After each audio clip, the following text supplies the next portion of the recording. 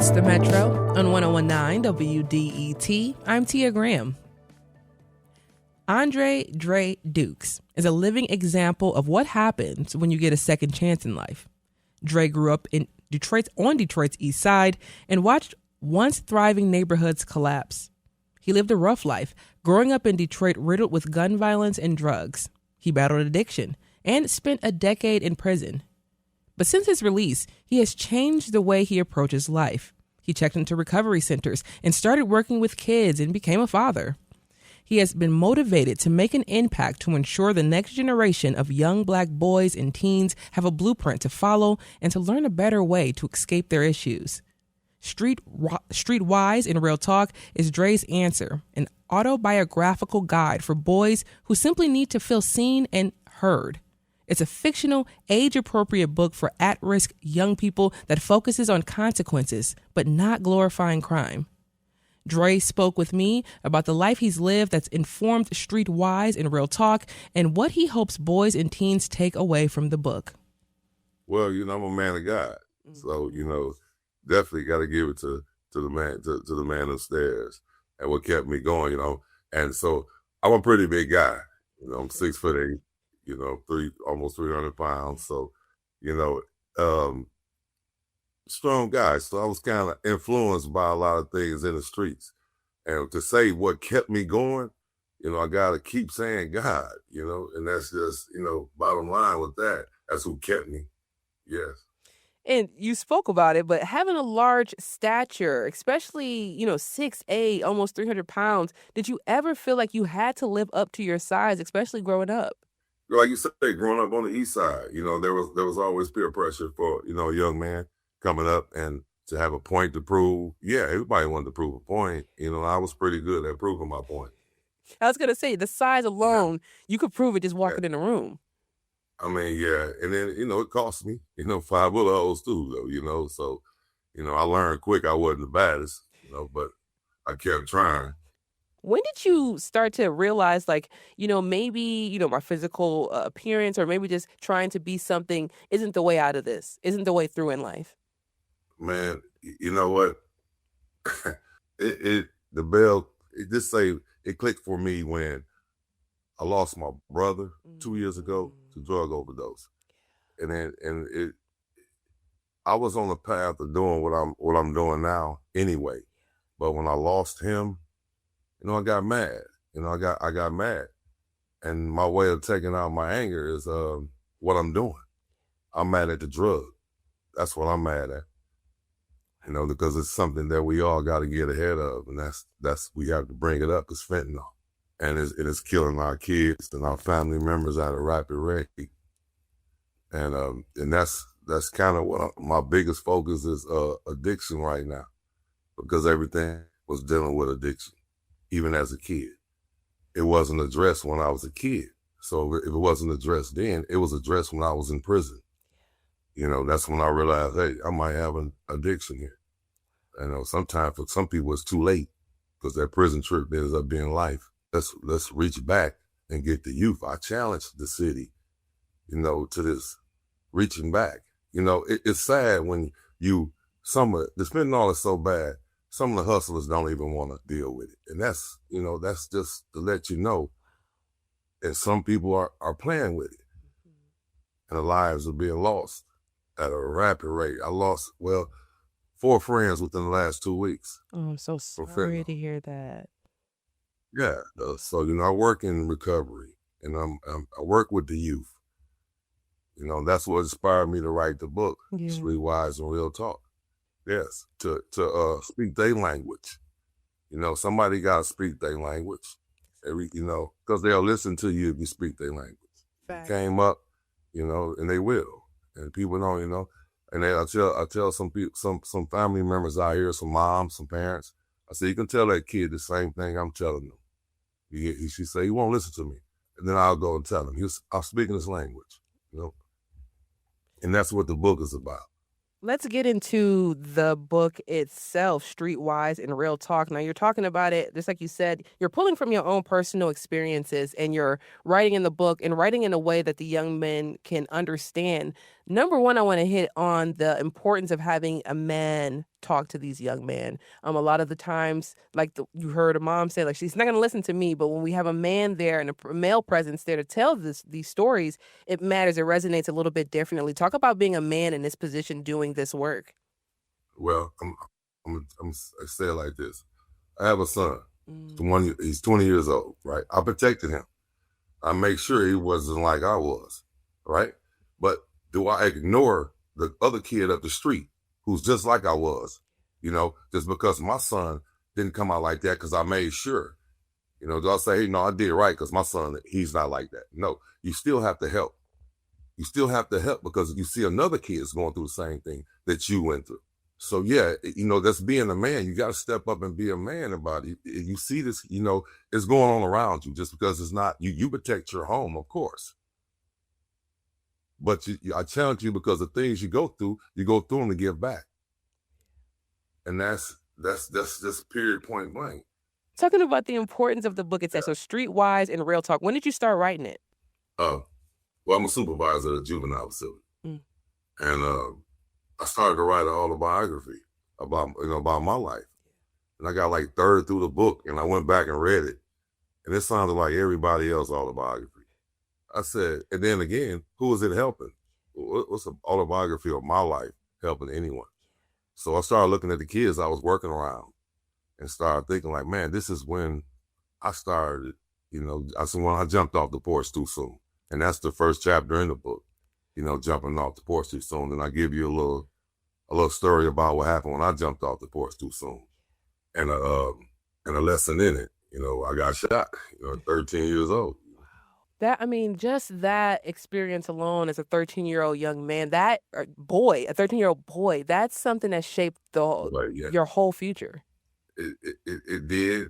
And then, it shaped it because being young and being shot at that age, you thought you were tough because you made it. So I was like, being shot wasn't bad, at that young age,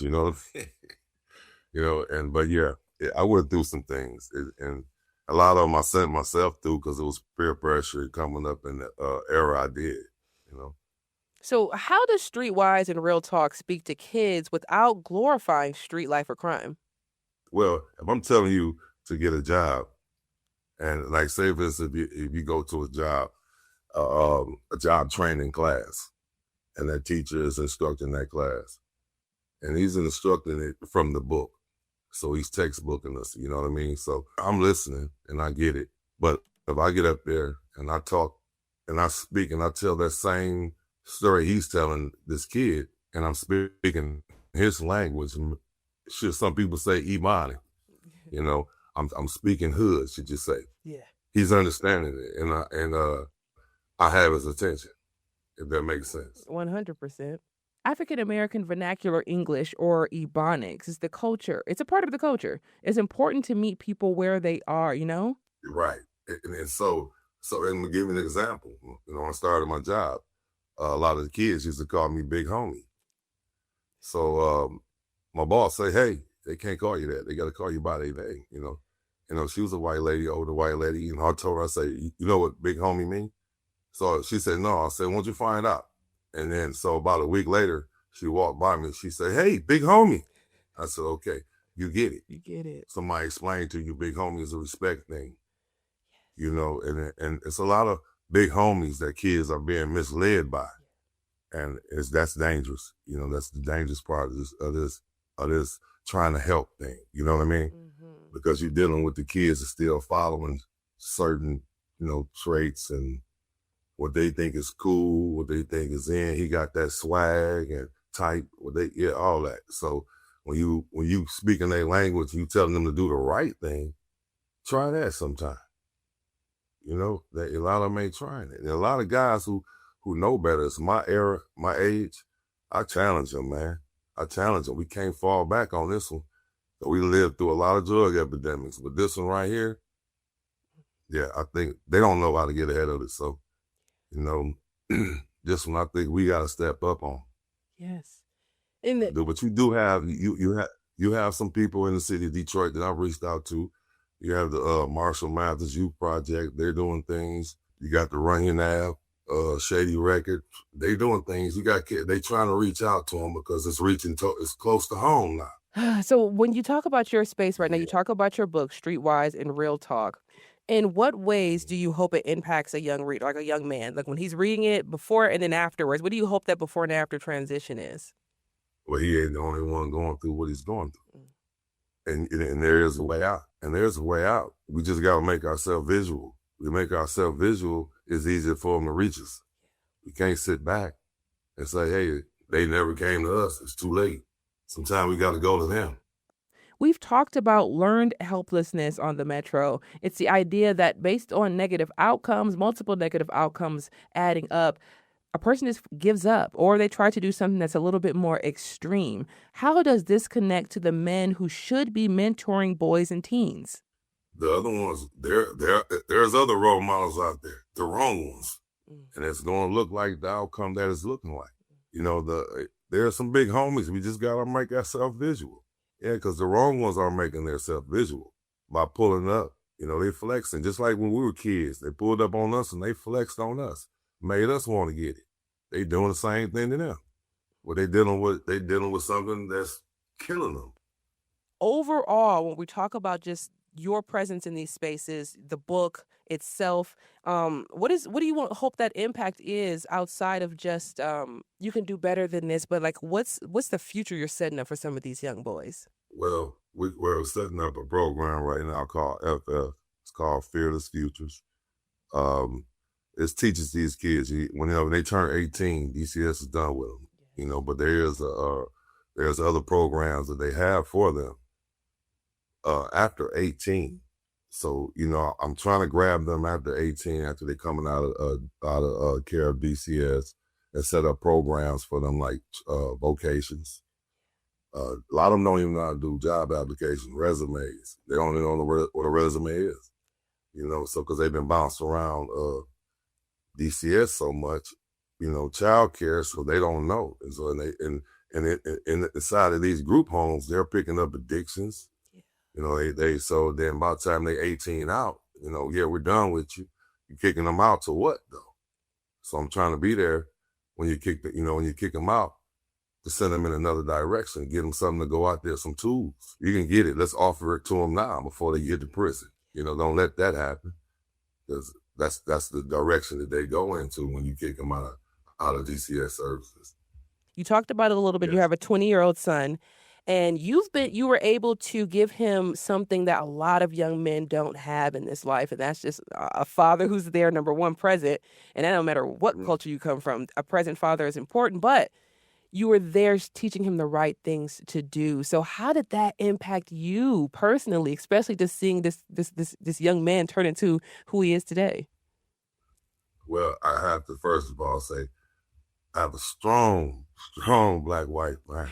Yes. You know, and yes, and that's it. I look back on my son, man, and every time I look at him, I see the things I've embedded in him, but the strongness, the real strong part I see in him comes from his mom, and it's definitely there. And yeah, I'm proud of my son. And what do you want to tell other men your age or in a certain position about supporting boys and teens? Well, you know, step up. Let's all step up, man. And thank you for making a lane for this conversation to even being made. I'm trying to create a lane for the guys that can help, because they don't think there really is a lane for them. Well, because a lot of them say, hey, I'm a convict, man, and I used to do this and I used to do that. That's what we need. We need that. We need that strength that you got. Now we need it to help, because they don't think there's a lane for us. I'm trying to create that lane for us, man. Know that, because I'm a ex-convict. I'm all that. You know, I get it all the time. I'm a big guy. They all, hey, you're ex-basketball, ex-football? No, ex-convict. You know, so I get it. I'm creating that lane for us. And when I create that lane, just step up. Just step up. When I create it, because I'm going to come. I'm on my way. I'm on a mission. I'm going to tell you that. I'm on a mission. Andre Dre Dukes is the author of Streetwise and Real Talk.